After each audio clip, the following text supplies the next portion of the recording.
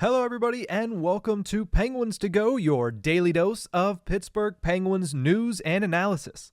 You can find us on YouTube at Inside the Penguins or anywhere you get your podcasts from. Another weekend and another addition to the Pittsburgh Penguins training camp roster, as the Penguins have added another name to their bottom six competition, because that's what it's going to be. There are over a dozen names at this point getting ready to try to earn a spot in the Penguins' bottom six to start the season, and most of them have a genuine chance at making this roster. The latest addition is forward Colin White, who signed a PTO on Saturday. Credit goes to Renaud Lavoie of TVA Sports.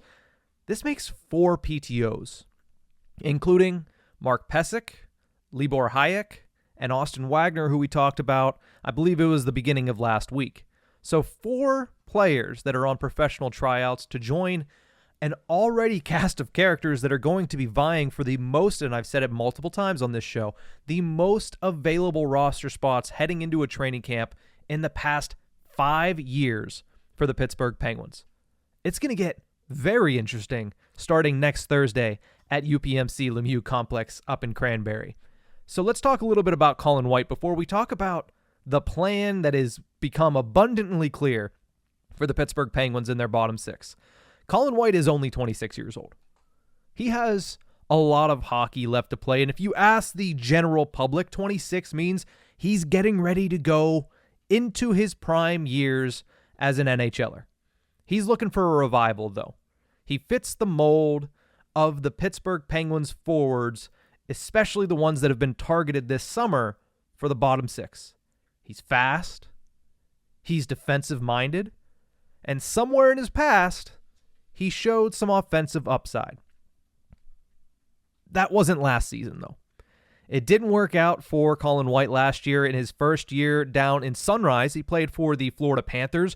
That was a really deep team, in particular at forward, but he was able to get a roster spot. He was able to hold a lineup spot for the majority of the season, not to mention all 21 of their playoff games en route to the Stanley Cup final. Now, he scored 15 points only in 68 games in the regular season. 8 of those were goals, 7 assists, and in those 21 games that I mentioned in the playoffs, he had no goals and 2 assists.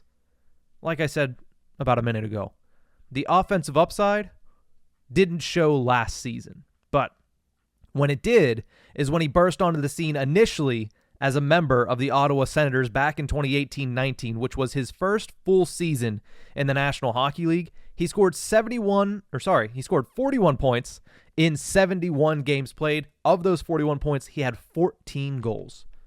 It's a pretty good season, in particular for a guy who was playing his first professional season fully at the NHL level. And that was good enough to earn him a 6-year contract. Now, 6 years, $4.75 million.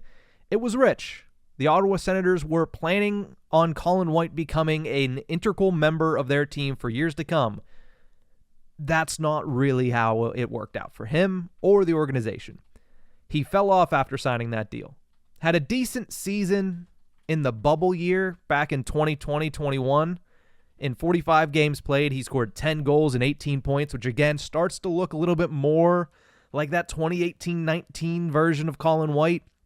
But then, as has been an issue for him over the last couple of seasons, he suffered an injury the following season, playing only 24 games, and was subsequently bought out by the Senators at the end of that year. He signed with the Florida Panthers, and then we start the cycle that we talked about a little bit ago. So, Colin White joins the Pittsburgh Penguins at training camp. He joins a long list of players that are going to vie for those bottom 6 spots. The top 6, when healthy, is figured out. It's some combination of Gensel, Crosby, Rust, Raquel, Riley Smith, and Evgeny Malkin. But then you look at the bottom 6, and Colin White fits into what has become a pretty distinct pattern and plan for Kyle Dubas and the way that he wanted to reconstruct this unit. He starts off the summer by signing proven veteran players to be the base of this bottom 6 to what he can build off of. Because at the end of last season, you look at the Penguins' bottom 6, there really wasn't a base. It was well, Mikael Granlund is down there. Do they really want him?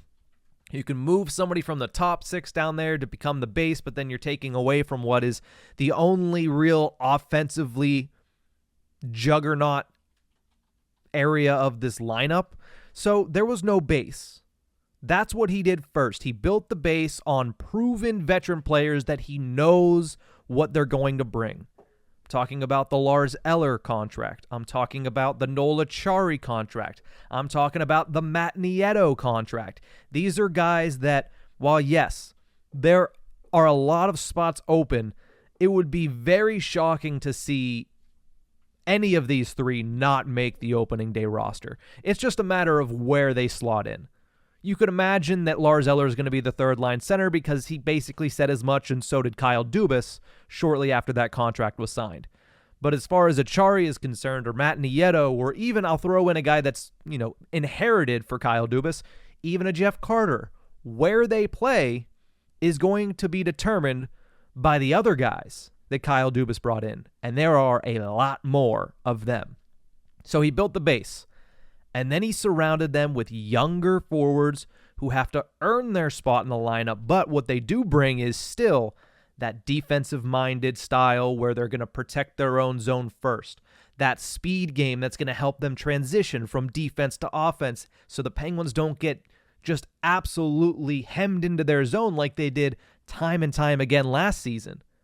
I'm talking about guys like Walker and like White who are brought in on a PTO. Can you beat out guys like Drew O'Connor, guys like Alex Nylander, guys like Rem Pitlick, guys like, even though they're a little bit older, 28 and 29, Andreas Janssen, guys like Vinny Hinostroza, guys like prospects that they're going to give an opportunity to, like a Sam Poulin, like a Valtteri Puustinen. There's a lot of players vying for a decent amount of spots. I mean, even with those 4, Eller, Acciari, Nieto, and Jeff Carter, even with those 4 penciled into some sort of lineup spot, there's 3 spots open. Not to mention a 4th for the beginning of the season with Jake Gensel missing the first handful of games because of his ankle surgery. So realistically, there could be 4 spots up for grabs for all of these players to go out there and take it. Kyle Dubas said, and I think this is a great way to approach it, I'm not afraid to use waivers. I'm not afraid to send people through waivers because if you don't, you get what the Penguins had last year, where players that are at the NHL level aren't sent down despite not performing as well as the players that get sent down simply because of the way their contract is structured. That's the P.O. Joseph Ty Smith effect last season. That's not going to happen this season. And I think it's more prevalent in the bottom 6 than it is on defense, which we talked about last week. But when you look at the bottom 6, you have that base. They built that with Lars Eller, Noel Acciari, Matt Nieto, and then they surrounded them with youth, with speed, and with a purpose of making sure they protect their own zone. They're building from the back end out. And I think that is something that you couldn't say last year. They really didn't have an identity last year. They have an identity, they have a base, and I think they're going to have a much better bottom 6 for it. That's going to do it for this episode of Penguins to Go. Thank you guys so much for tuning in. Remember, you can find us on YouTube at Inside the Penguins or anywhere you get your podcasts from.